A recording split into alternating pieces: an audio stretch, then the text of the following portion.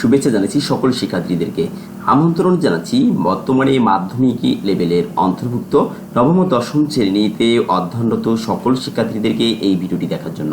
এই ভিডিওটি মূলত মাধ্যমিক গণিতের সেট ও ফাংশন নামে যে দ্বিতীয় যে অধ্যায়টি রয়েছে, এই দ্বিতীয় অধ্যায়ের 2.1 অনুশীলনীর অন্তর্ভুক্ত 2 ও 3 নম্বর প্রশ্নের সমাধান নিয়ে তৈরি করা।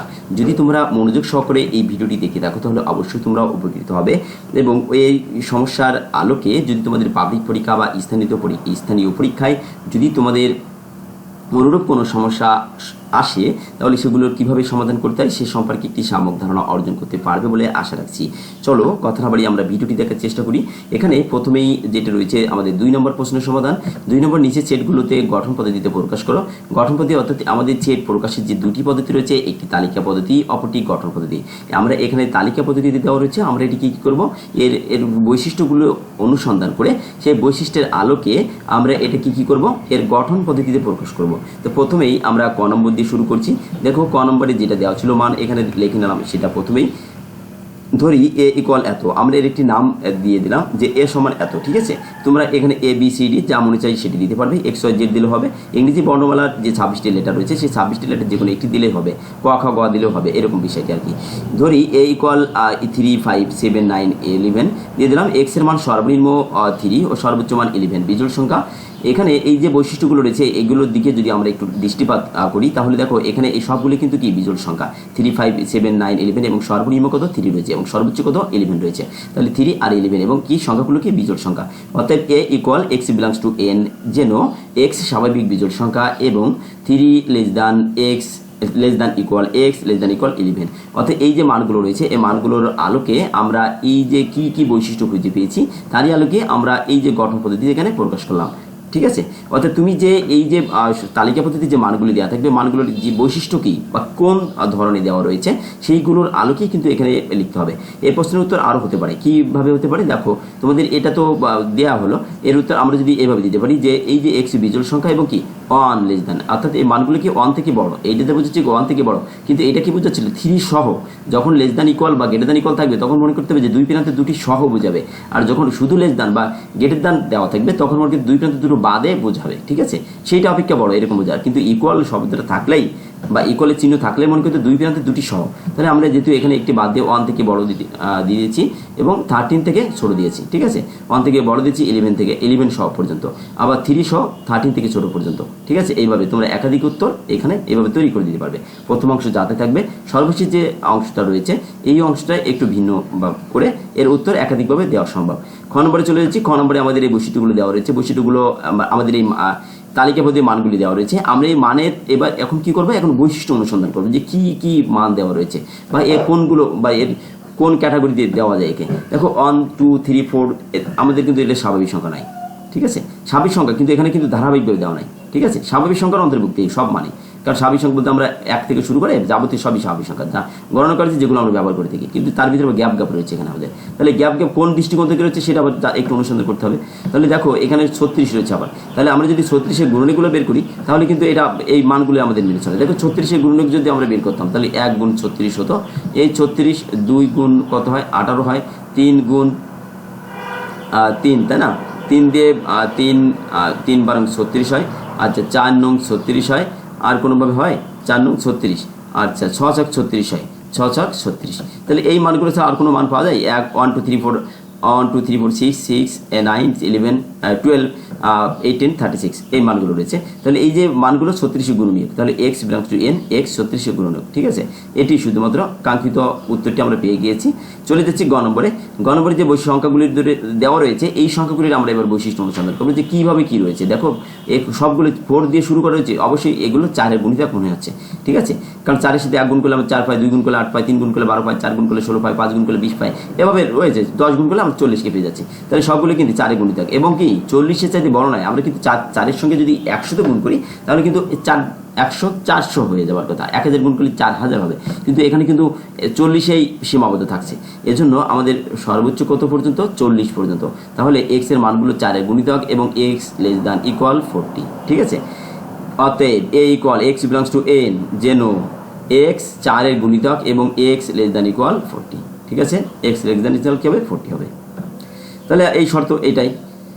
যদি তোমরা এটিকে অন্যভাবে লিখতে চাও 4 এর গুণিতক, তাহলে এক্স শুধু এইটুকু পরিবর্তন করা যায় 40, তাহলে 4 এখানে এখানে এক্স লেস দ্যান এখানে এই 44 দেওয়া যায়। এর পরিবর্তে আমরা এইটুকু দিতে পারি, ঠিক আছে, এইটুকু কাজ করা যায় যদি তুমি অন্যভাবে লিখতে চাও। তাছাড়া আর বেশি একটা বিকল্পভাবে লেখার উপায় নাই। আচ্ছা, চলেছি ঘ নম্বরে বলছে যে plus minus 4 plus minus 5 plus minus 6 রয়েছে। এখন এইটু আমাদের কোন বৈশিষ্ট্যের আলোকে হয় দেখি আমরা। দেখো এখানে যদি আমাদের এক্স ইকুয়াল প্লাস মাইনাস 4 হয়, তাহলে এক্স স্কয়ার ইকুয়াল কত হয়? এক্স ইকুয়াল এই যে প্লাস মাইনাস 4 এর স্কয়ার করলে 16 পাই। ঘনক যদি করা হয় তাহলে ঘন করলে আমরা 64 পাই। আচ্ছা, 5 যদি হয় তাহলে এর বর্গ করলে আমরা 25 পাই। এটা প্লাস মাইনাস করলে আমরা 5 এর যদি কিউব করি তাহলে এখানে 125 পাই। এখানে এই যদি আমরা এই যে প্লাস মানে 6 হলে এক্স স্কয়ার ইকুয়াল প্লাস মানে 6 হোল স্কয়ার ইকুয়াল 36 হয়, এবং যদি ঘন করি প্লাস মানে 6 কিউ ইকুয়াল 216 পেয়ে যাচ্ছি। এখন এই যে বৈশিষ্ট্যগুলো রয়েছে এই বৈশিষ্ট্যগুলো আমরা বর্গ এবং ঘন করছি, তাই না? এখন দেখো তাহলে এক্স এর মান পূর্ণ সংখ্যা, এক্স এর মান কি হবে? পূর্ণ সংখ্যা। দেখো এখানে প্লাস মাইনাস আমরা কিন্তু ইতিপূর্বে একটি উদাহরণে বলেছিলাম যে আমাদের 0 থাকে এখানে 1, এখানে 2, এখানে -1, তাহলে এখানে 2, এখানে -2, এরকম আর কি। অর্থাৎ এই 0 থাকে আর প্লাস মাইনাস 1কে প্লাস মাইনাস 2 এইভাবে আমরা পূর্ণ সংখ্যাকে সংক্ষেপে লিখতে পারি। তাহলে এগুলো সবই কিন্তু পূর্ণ সংখ্যা রয়েছে। পূর্ণ সংখ্যাকে আমরা জেড দিয়ে প্রকাশ করি। এজন্য যদি আমরা এক্স উভয় এক্স হিসেবে এর উপাদানগুলোকে এক্স দিয়ে যদি আমরা সংজ্ঞায়িত করি তাহলে এক্স বিলংস টু জেড, পূর্ণ সংখ্যাকে জেড দিয়ে সংজ্ঞায়িত করা হয়। তাহলে জেড দ্বারা সর্বদাই পূর্ণ সংখ্যা প্রকাশ করা হয়। তাহলে x square greater than equal 16, x square greater than equal কি হবে? 16, অর্থাৎ এক্স 16 অপেক্ষা কি হবে? বড় হবে। বর্গ করলে 16 অপেক্ষা বড় হবে, এবং ঘন যদি করা হয় 216 অপেক্ষা ছোট হবে। 216 অপেক্ষা কি হবে? এবং ওইটা সহ 216 সহ ওইটা অপেক্ষা কি হবে? ছোট হবে। এবং তাহলে আমাদের কাঙ্ক্ষিত গঠন পদ্ধতি এটাই যে ওই সংখ্যাগুলোর বর্গ এবং ঘন এই সেটের অন্তর্ভুক্ত হবে। তাহলে বর্গ এবং 16 অপেক্ষা বড় যে সকল পূর্ণ সংখ্যার বর্গ রয়েছে এবং 216 অপেক্ষা ছোট যে সকল পূর্ণ সংখ্যার ঘন রয়েছে এবং এই শর্ত যারা মানবে তারাই শুধুমাত্র এই সেটের অন্তর্ভুক্ত হবে, এবং এই মানগুলি শুধুমাত্র অন্তর্ভুক্ত হয়। এই জন্য এইটি আছে তালিকা পদ্ধতির মান, আর এইটাকে যদি গঠন পদ্ধতি লিখি তাহলে এই বৈশিষ্ট্যটাই মেনে চলে বলে এটি আমাদের দিতে হবে।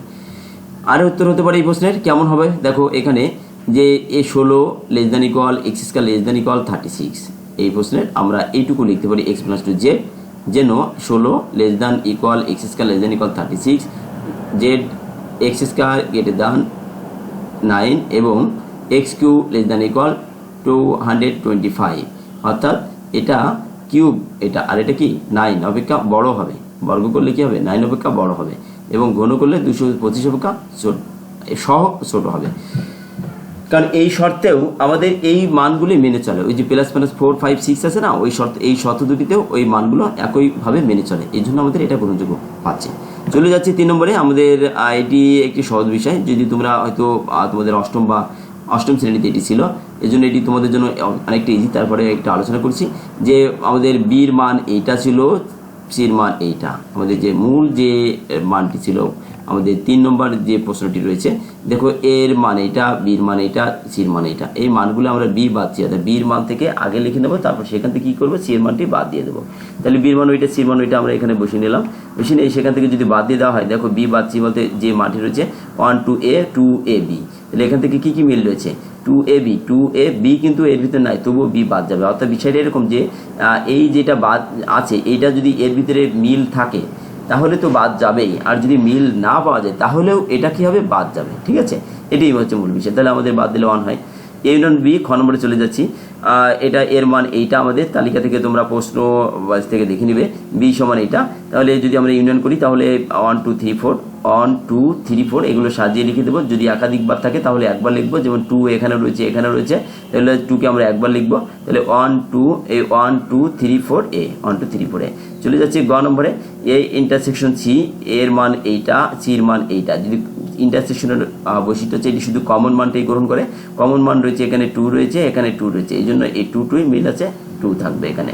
চলেছি ঘ নম্বরে। A union B intersection C, তাহলে বি ইন্টারসেকশন সি এর মান আমরা এখানে থেকে আলাদাভাবে বের করে নেব। এখন আলাদাভাবে বের করে নিয়ে এখানে বসিয়ে দিতে পারি, বা একবারই যদি আমি করতে চাই তাহলে সেকেন্ড ব্র্যাকেট দিয়ে আলাদা করে আমরা ঘিরে দেবো এখানে। তাহলে এর মান এইটা, এ ইউনিয়ন এ বির মান এইটা, সির মান এইটা। তাহলে এইটা যদি আমরা কমন ইন্টারসেকশন করি তাহলে কি হয়, এখানে কি কি মিল রয়েছে, এই টু টু রয়েছে, এ মিল রয়েছে, তাহলে 2 আর এ আসে। এটাকে যদি ইউনিয়ন করা হয় তাহলে 2 3 4 2a, অর্থাৎ 2 আসবে একবার, 3 আসবে একবার, 4 আসবে আর এ আসবে। চলে যাচ্ছি অঙ্গ নাম্বারে দেওয়া আছে এর মান এইটা, বি ইউনিয়ন সি, তাহলে বির মান এইটুকু আর সির মান এইটুকু। দেখো সবগুলো কিন্তু আবার একবারে আমি এখানে সেকেন্ড ব্র্যাকেট দিয়েছি, আবার কিন্তু এখানে কি ফার্স্ট ব্র্যাকেট দিয়ে ঘিরে দেওয়া হয়েছে, ঠিক আছে। এজন্য আমরা আগে তোমরা যদি এইটুকু করে নাও সমাধান করে নিয়ে এইটুকুর মান বের করে নিয়ে ওই মানটি এখানে বসিয়ে দাও তাহলে কিন্তু হবে, অথবা এইভাবে তোমরা করতে পারো একবারেই। তাহলে এইটা থাকলোই ইন্টারসেকশন এই দুটো যদি আমরা ইউনিয়ন করি তাহলে 1 2 AB, অর্থাৎ 2 দুই জায়গায় আছে, এ দুই জায়গায় আছে, আমরা একবার লিখবো, তাহলে 1 2 এ আর বি থাকবে। তাহলে এবার যদি ইন্টারসেকশন করা শুধুমাত্র মিল কি আছে এর ভিতরে, 2 মিল আছে, আর কোনো কিছু মিল পাওয়া যায় না, এই 2 আর এই 2 মিল রয়েছে, তাহলে এই 2 হচ্ছে উত্তর আমাদের, ঠিক আছে। তাহলে এটি ছিল আমার এই ভিডিওর সর্বশেষ অংশ। আশা করছি ভিডিওটির মাধ্যমে সামান্য তোমার ধারণা দিতে পেরেছি। যদি তোমাদের ভিডিওটি ভালো লেগে থাকে তাহলে অবশ্যই তোমরা চ্যানেলটি সাবস্ক্রাইব করবে, এবং যদি অন্য কোনো বিষয়ে না বোঝা থাকে তাহলে সেটা কমেন্টে জানিয়ে দেবে, আমি অবশ্যই ব্যাখ্যা দেওয়ার চেষ্টা করব। পরিশেষে সকলের ভিডিওটি দেখার জন্য তোমাদের সকলকে ধন্যবাদ জানাচ্ছি, তোমাদের সকলের সুস্বাস্থ্য কামনা করছি। ধন্যবাদ সকলকে।